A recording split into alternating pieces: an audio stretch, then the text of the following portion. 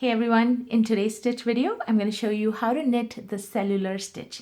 This stitch has a look and feel very much like an open work crochet pattern. And I previously done a video on that crocheted, on a crochet open work scarf, and I've provided a link right here if you want to check that out. But if you're not familiar with crochet and you want a similar look, then the cellular stitch is the way to go.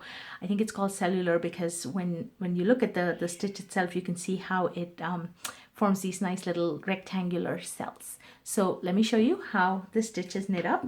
Now it can be knit over any number of stitches, doesn't have to be even or odd. So I've cast on about 10 stitches here and I've knit up a little bit already. So I'm just going to continue here. But after you've cast on, your first row is just a purl all the way across. So I'm going to go ahead and do that. Just a regular purl all the way across. Now for the cast on, I think it helps to have a stretchier cast on, something like using a long tail cast on method, or maybe even the German cast on method. If you're not familiar with the with either of those, I've provided links in the description field, and I've provided a link right here to the German cast on. So if you click on that eye, you can access that video. So that's it. The first row is a purl, and then the second row is where things get interesting. So in the second row, you knit the first stitch and then starts the repeat. So the repeat is you're going to actually knit in the bar between these two stitches. And so if you can see here, the bar is right here between the two stitches. So we're going to take the right needle, insert it into that bar and knit. Okay. Then you're going to knit the next stitch, just a regular knit. And then you're going to take the stitch that we just made in the bar and pass it over. So take your left needle, insert it into that stitch and pass it over. And that's it. That's your repeat for the rest of the row. So insert into the bar, knit, knit the next stitch and pass over. So when you first start knitting this, you just have to pay attention that you're picking up the stitch from that bar and that you remember to pass it over.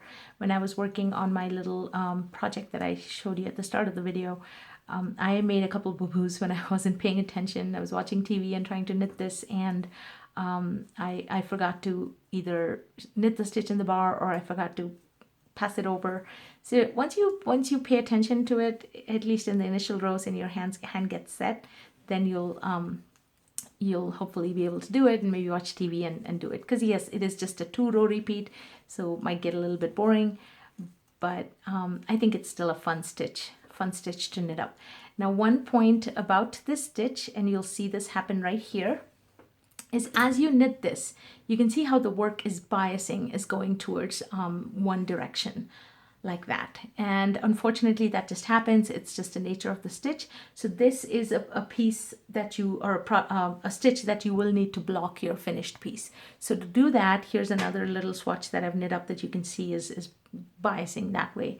So what you want to do is, after you're done, stretch up the piece like that to make the cells rectangular. Then you want to pin the piece to a piece of fabric or a ironing cloth.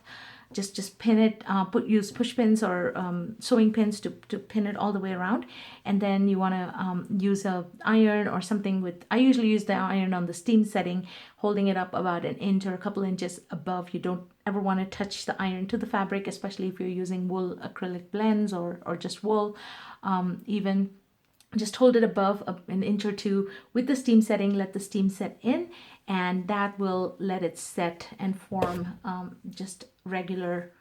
It'll start to look like regular cellular stitch. Now over time, if you wash your piece especially and then look at it afterwards, it might have gone back to the bias, in which case you may have to reblock it. But once you've blocked it, it will start to look like the cellular stitch. So I hope you give this one a try. I think it's a simple enough stitch for maybe an intermediate beginner to try. And if you have any questions or suggestions, please leave me a comment in the comments box. If you like the video, click the like button and subscribe to my channel, Knittycat's Knits. Thanks again for everyone. Thanks again to everyone for watching and for your support. Happy knitting!